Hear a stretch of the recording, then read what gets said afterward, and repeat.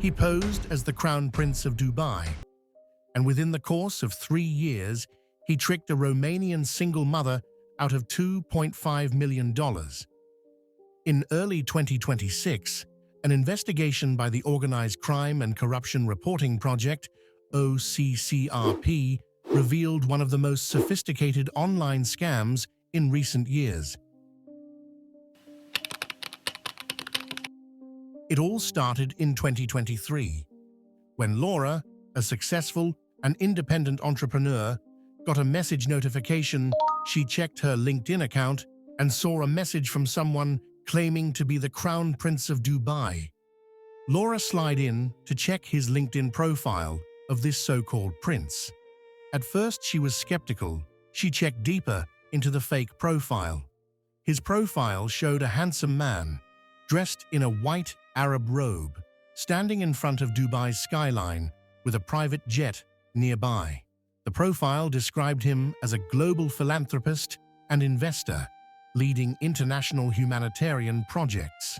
It included photos of him with politicians, celebrities, and at luxurious events, making him look wealthy, powerful, and trustworthy. Posts highlighted charity work and helping people around the world. Everything about the profile, his appearance, connections, and humanitarian work made him look real, successful, and respectable. All these got Laura convinced, so she decided to reply his message. This marked the beginning of Laura's emotional and financial disaster. The prince asked for her advice on investing in humanitarian projects in Romania. He sounded professional and genuine. As their messages grew more frequent, Laura began to feel a mix of excitement and trust. She admired his apparent charm, global influence, and also they share the same humanitarian vision.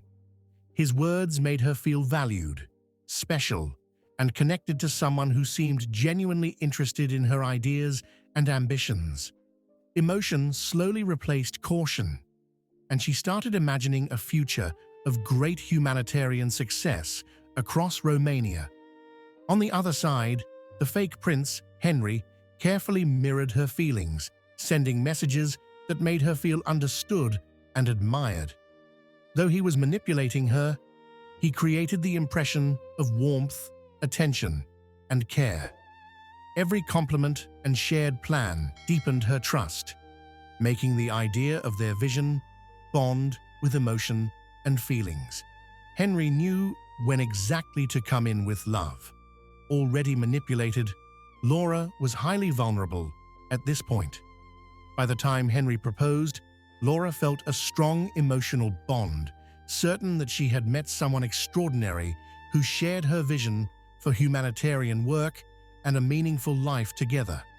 For Henry, the goal was always the money, but he maintained the illusion of romance and emotional connection perfectly enough to convince her to commit. Henry was careful and methodical. When he discovered the unique connection Laura shared with him, he knew there was only one path to her bank account. He asked for her hand in marriage, and to his delight, she agreed. He told Laura that, according to royal custom, she would need to pay certain marriage-related costs. According to Dubai royal customs, the bride must cover certain mandatory wedding and ceremonial costs, which he cannot pay himself due to protocol. He told her one of his financial manager in London will handle the funds. Once these fees are paid, the marriage can proceed. Laura agreed, so Henry introduced a fake financial manager to her. His name is Dr. Martin Abhulimhen, using the name Matthew Cross as cover. Laura traveled from Romania to London to meet him. She brought a friend to take pictures of their meeting. After that, she started sending money into accounts controlled by Dr. Martins. Henry, as a wealthy prince of Dubai, he gave Laura online access to fake UK Barclays bank account, showing about $202 million, supposedly for humanitarian projects. Laura was stunned seeing this balance. She got more soaked in this scam, believing that the fake prince is really into the Romania humanitarian project. When Laura tried to access the money, she was told she needed to pay fees for taxes, administration, or clearance. The requests started small but kept increasing. Before she could realize, she had sent in total over 2.3 million euros, or about $2.5 million. Early 2026, Laura received a shocking message from Dr. Martins. This time, it was not about wedding preparations or humanitarian projects. It was all about the money she had been sending. The message read, "The Crown Prince of Dubai does not exist. You are just one of the victims. The humanitarian projects are fake. The money you saw is fake. And the premarital invitations were fraud." That message almost made her stop breathing.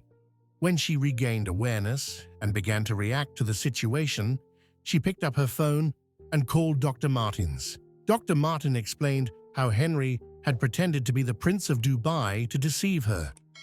Laura felt as if her world had been turned upside down. No one knew why Dr. Martin decided to reveal the whole truth to Laura. Maybe he felt remorse and chose to tell the victim the truth, especially if he never planned for the emotional damage the crime would cause. Maybe he realized that authorities were beginning to track their financial transactions and wanted to distance himself from the crime to reduce his own risk. It is also possible that he tried to present himself as a helper to gain Laura's trust while still protecting himself. Another likely reason was a dispute between him and Henry over how to divide the stolen money. Dr. Martins was supposed to share the funds with Henry, but Henry's greed or dishonesty, taking more than his agreed share, this may have angered him. Out of frustration and self-interest, he contacted Laura and exposed the entire scam. Nobody knows for certain why he chose to reveal the whole situation to her. Laura immediately confronted Henry. He denied everything and said they were trying to ruin their relationship. Laura became suspicious and demanded for her money back, but Henry stood his ground as the Crown Prince of Dubai. Laura contacted her bank immediately to report the situation and tried to freeze the account she had sent all the money to. The account was checked, but the money was already gone. Romanian agency that deals with serious fraud and organized crime, DIICOT. The Directorate for Investigating Organized Crime and Terrorism, in collaboration with OCCRP, Organized Crime and Corruption Reporting Project, stormed into investigation after Laura reported that she had been defrauded of more than $2.5 million by a man pretending to be the Crown Prince of Dubai. The investigation covered Romania, the UK, and Nigeria. Journalists started tracking Henry's social media, comparing his pictures with Nigerian celebrities and politicians as he spent lavishly in real-world properties.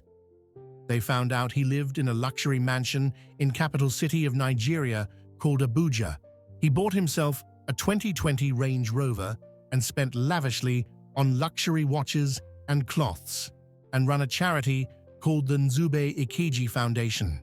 Dr. Martin also ran a charity called the Ran Hosi Foundation, claiming to fight gender-based violence. Authorities, including the London Metropolitan Police, traced some funds to accounts in the UK and Nigeria. Dr. Martins had been identified as the person who received Laura's funds and was already under investigation for suspicious financial activity linked to the crime. UK court seized £113,000 from his account to be returned to Laura.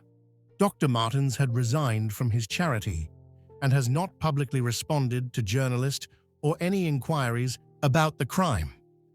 Investigators tracked Henry to a luxury mansion in Abuja, Nigeria, and exposed him as the man behind the fake Dubai Crown Prince identity. When confronted by journalists, this was his reaction. Yeah, Harry is me. Chikeze. Eh? From Laura. From Laura. Do you know Laura? From Romania. Did you ever tell her you are Prince of Dubai? Are you sure? I told you I'm Chikeze, I'm a journalist. I'm from OCCRP. Well, how did you get to my house?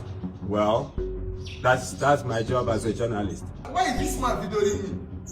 It's not a problem. Don't worry about him. He's my colleague. Do you know Dr. Martin Sabulimen? Yes. Okay. Did he send you money from the UK? I would prefer this question you are asking me now. You consult me in your office, or you meet me or meet my legal team. I don't know what you are talking. He denied knowing Laura and denied the scam allegations, directing questions to his lawyers. Nigerian authorities have announced an investigation into the matter, but as of the latest reports, no criminal charges have been filed in Nigeria or elsewhere. Laura, in the other hand, was not greedy or poor. She is successful, independent, and intelligent. The scam relied completely on manipulation and emotional trust, showing how con artists exploit emotions instead of financial need. No formal charges have been filed yet. Investigations are ongoing across Romania, the UK, and Nigeria. This case is a warning. Even smart, successful people can be tricked online.